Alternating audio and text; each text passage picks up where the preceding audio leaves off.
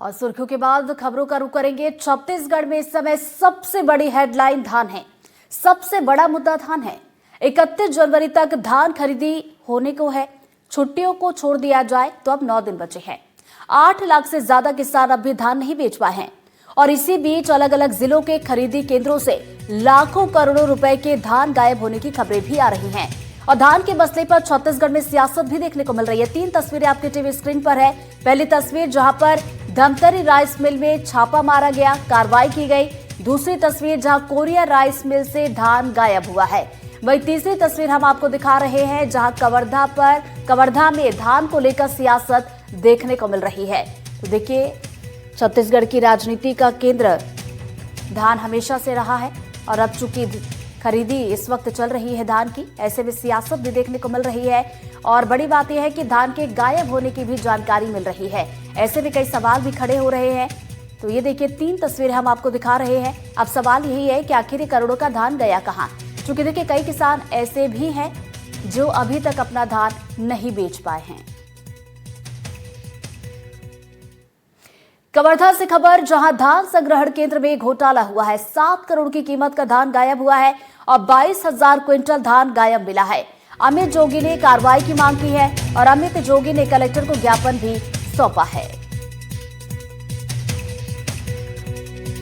तो धान संग्रहण केंद्र जहां पर घोटाले का ये पूरा मामला सामने निकल कर आ रहा है। 7 करोड़ की कीमत का धान गायब हुआ है और ये केवल कवर्धा की बात नहीं है, अलग अलग जगह से भी ऐसी खबरें आई। महासमुंद से भी कुछ ऐसी खबर आई थी जहां पर करोड़ों का धान गायब हो गया। और कवर्धा की अगर हम बात करें तो 22,000 क्विंटल धान गायब मिला है। अमित जोगी ने अब इस पूरे मामले में कार्रवाई की भी मांग की है। अमित जोगी ने इसको लेकर कलेक्टर को ज्ञापन भी सौंपा है कि आखिर ये जो धान गायब हो रहे हैं इसको लेकर उचित कार्रवाई की जाए। और सवाल यही है कि आखिर ये धान कहां जा रहा है, कैसे गायब हो रहा है और कौन इसे गायब कर रहा है। इन बड़े चेहरों को बेनकाब करना चाहिए। हम सीबीआई जांच की मांग कर रहे हैं इस मुसवा कांड की तह तक जाने के लिए। इधर धमतरी में राइस मिल में जांच जारी है। कलेक्टर के आदेश पर लगातार एक्शन लिया जा रहा है। Shri Gajraj agro industries rice mill seal कर दिया गया और जांच में धान चावल की कमी पाई गई है। 3,785 क्विंटल धान और 209 क्विंटल चावल कम मिला है और कमी को लेकर खाद्य विभाग ने मिल को सील कर दिया है।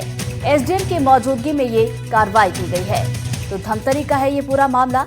राइस मिल की जांच पड़ताल की गई। कलेक्टर के आदेश पर लगातार कार्रवाई की जा रही है और इसी कड़ी में Shri Gajraj agro industries rice मिल को सील कर दिया गया। जांच जब की गई तो इस दौरान ये खुलासा हुआ कि धान चावल यहां पर कम पाया गया है। इधर कोरिया से खबर है, जहां धान खरीदी में गड़बड़ी का खुलासा हुआ है। राइस मिल से 6,500 बोरी धान गायब हो गया और भौतिक सत्यापन के दौरान इसका खुलासा हुआ है। प्रशासन ने राइस मिल को सील कर दिया है। छिंदिया स्थित श्री राम राइस मिल का ये पूरा मामला है। तो कोरिया से भी कुछ ऐसी तस्वीरें जहां पर गड़बड़ी हुई है और इसका खुलासा भी हुआ है। बताया जा रहा है कि 6,500 बोरी धान राइस मिल से गायब हो गया। भौतिक सत्यापन जब हो रहा था उसी दौरान इसका खुलासा हुआ है। बात करेंगे महासमुंद की, जहां उपज मंडी समिति बाग बहारा का सचिव निलंबित कर दिया गया। राज्य कृषि विपणन बोर्ड के प्रबंध संचालक ने निलंबित किया है और उड़ीसा से अवैध धान लाने का मामला सामने निकल कर आया। पंचनामा और अन्य दस्तावेज जमा न कराने पर यह एक्शन लिया गया है। तो महासमुंद में देखिए कार्रवाई की गई, जहां पर बाग बहारे के सचिव को निलंबित कर दिया गया। बढ़ते आगे बात करेंगे कवर्धा की, जहां जिले के प्रभारी मंत्री लखनलाल देवांगन ने समीक्षा बैठक की है, जिसमें लखनलाल देवांगन ने 7 करोड़ के धान गायब होने पर कहा कि धान गायब नहीं हुआ, सही सलामत है। धान सूखने के चलते कम हुआ था। साथ ही कहा कि धान को चूहा खाने जैसा गैर जिम्मेदारा बयान देने वाले डीएमओ के खिलाफ कार्रवाई की जाएगी। वही सांसद बृजमोहन अग्रवाल के बिल्ली छोड़ने वाले बयान पर लखनलाल देवांगन ने कहा कि ये बात मजाक में कही गई होगी। कबीरधाम जिले के सभी विभागों का विस्तृत रूप से हमारे सांसद महोदय, विधायक, जिला पंचायत अध्यक्ष, हमारे अन्य जनप्रतिनिधि, माननीय उप मुख्यमंत्री तो बाहर है तो आज इस बैठक में नहीं जा पाए। बाकी विस्तृत रूप से सभी विभागों की समीक्षा की गई कि कई विभाग अच्छे काम कर रहे हैं, कई विभाग में थोड़ा कमी बेसी मिला है, उसको आगामी समय पर सुधार करने का निर्देशित किया गया है।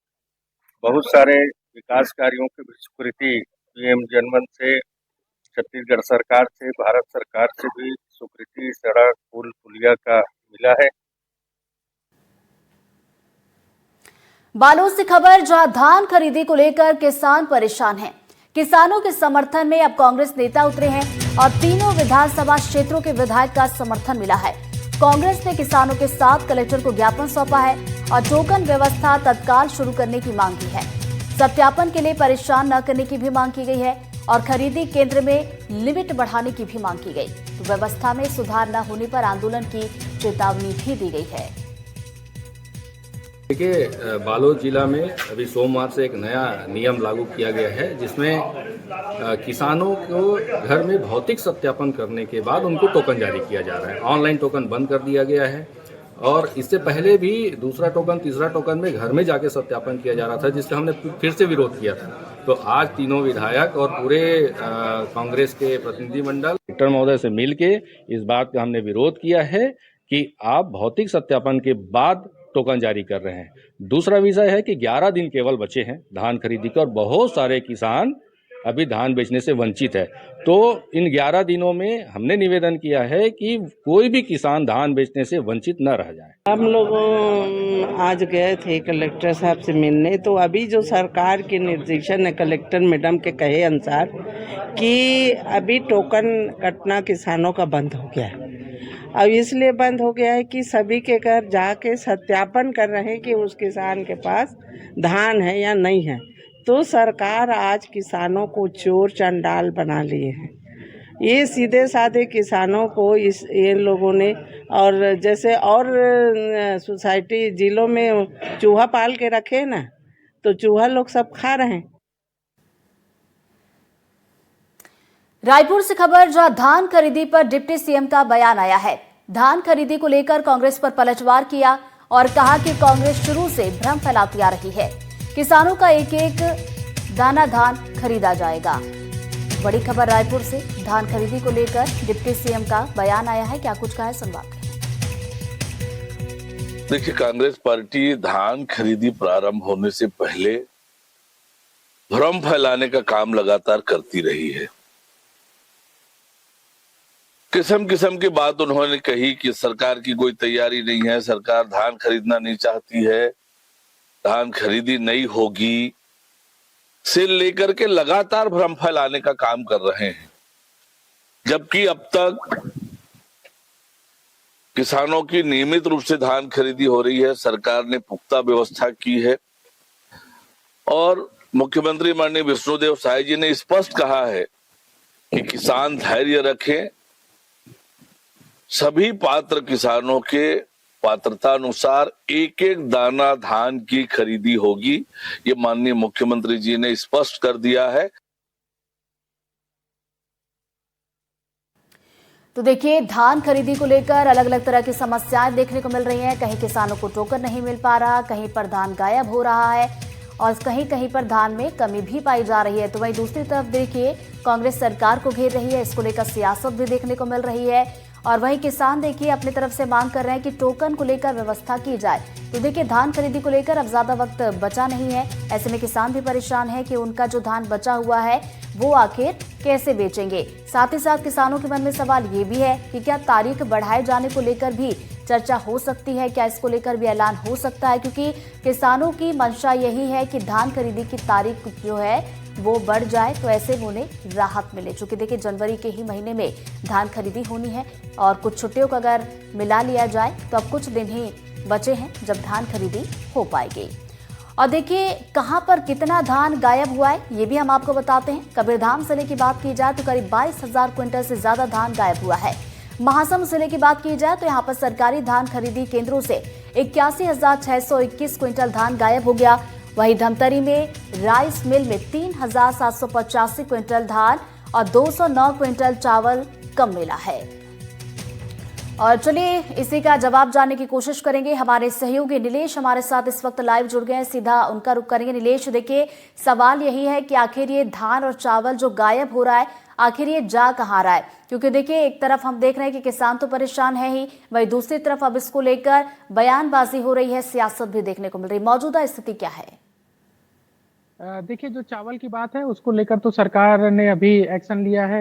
मुंगेली जिले में भी एक्शन लिया गया है और इसके अलावा कोरिया में लिया गया है, धमतरी में लिया गया है। वहाँ राइस मिलर्स को के जो संस्थान थे, प्रतिष्ठान थे, उनको सील किया गया है। वहाँ पर जांच की जा रही है। और जो धान गायब होने की बात है उसको लेकर सरकार की ओर से एक बयान जरूर आया है कि सूखत के कारण ये धान की कमी है। हालांकि जैसे कबीरधाम के अधिकारी थे वो जिम्मेदार, उनका कहना था कि चूहा खा गया। इसी तरह की बात महासमुंद में आई कि चिड़िया और चूहे खा गए धान को। लेकिन जो सरकार की ओर से इस पूरे मामले में जब सियासी घमासान मचा, लगातार आरोप लगाए गए, तब उसके बाद सरकार की ओर से एक बयान आया है जिसमें ये कहा गया है कि सूखत की वजह से धान की कमी आई है। लेकिन जिन केंद्रों में ज्यादा कम हुआ है, जैसे कबीरधाम या महासमुंद की ही बात कर ले, जहां पर बड़े पैमाने पर धान की कमी हुई है, वहां पर जांच की जा रही है कि आखिर कमी कहाँ क्यों हुई और उसके पीछे के कारण क्या है।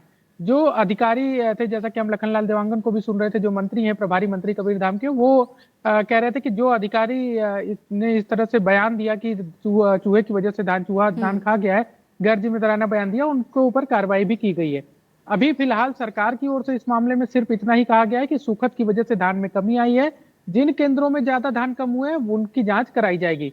तो ऐसे में अभी तक ये स्पष्ट, इसमें सियासत अभी भी जारी है। खुद जो कांग्रेस है वो तो हमलावर है ही है। अब जनता कांग्रेस जोगी के जो प्रमुख है नेता अमित जोगी, वो भी केंद्रों में जा रहे हैं। कबीरधाम की हमने तस्वीरें देखी, चूहा ढूंढने का काम किया जा रहा है। तो सियासत भी इसमें एक तरह से तेज है धान की कमी को लेकर, और सरकार का तर्क है कि सूखा की वजह से धान कम हो गए।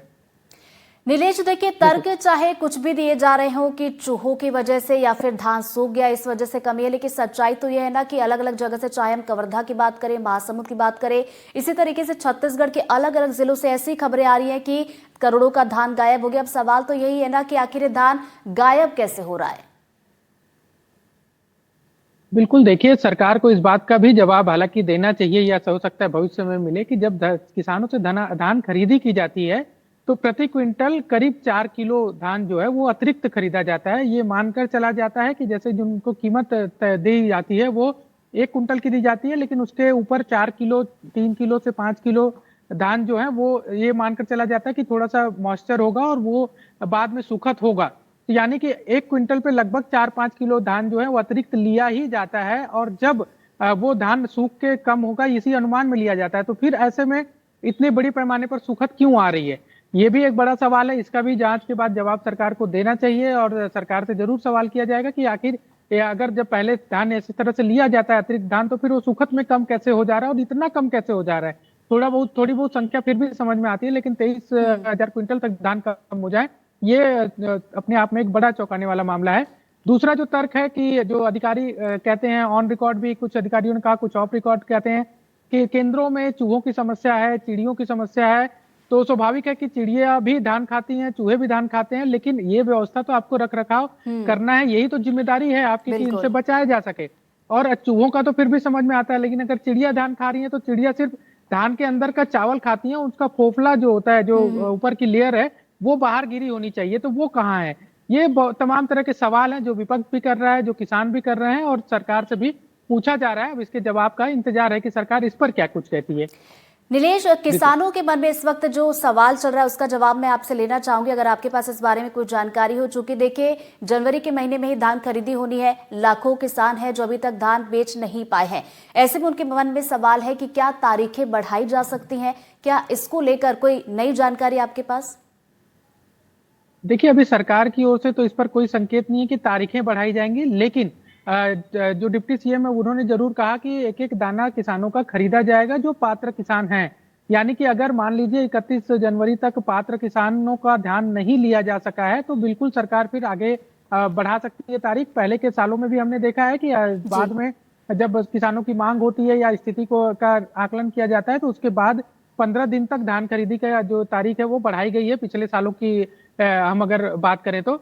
अब इस बार चूंकि कलेक्टरेट्स को इस बात के आदेश दिए गए हैं कि जो किसान बच गए हैं, जो दावा कर रहे हैं कि उनका धान नहीं बिका है, तो एक टीम जो है जाकर उनके जो खेत हैं, खलिहान हैं या फिर घर हैं जहां पर भी उन्होंने धान रखने का दावा किया है, वो वहां पर जाकर एक बार मुआयना करे और निरीक्षण करने के बाद ये देखे कि क्या वाकई उनके पास धान है, और अगर धान है तो फिर उस धान को खरीदा जाए। तो ये व्यवस्था भी की गई है ताकि कई बार ये शिकायतें आती हैं कि किसान दूसरे के कोटे का धान कई किसान बेच देते हैं अपने खाते में, क्योंकि उनके यहाँ धान की उपज कम हुई रहती है। ऐसी शिकायतें भी कई जगह आती हैं, तो वो स्थिति ना बने इसलिए सरकार निरीक्षण भी करवा रही है, मुआयना भी करवा रही है, और अगर धान उनके खलिहानों में रखे हुए हैं, खेत में रखे हुए हैं या फिर उनके घर में रखे हुए हैं तो उनको जरूर खरीदेगी, ऐसा दावा सरकार कर रही है। अब ये इस पर देखना होगा कि क्या तारीख बढ़ाई जाएगी या तय समय सीमा में इसको बिल्कुल दावा पूरा तो कर किया लिया जा रहा है। अब देखने वाली बात होगी क्या इसको लेकर कोई संकेत मिलता है कि तारीखें बढ़ाई जाए। अगर बढ़ाई जाती है तो ऐसे में किसानों के लिए राहत वाली खबर होगी। बहुत बहुत शुक्रिया नीलेश आपका तमाम जानकारी के लिए।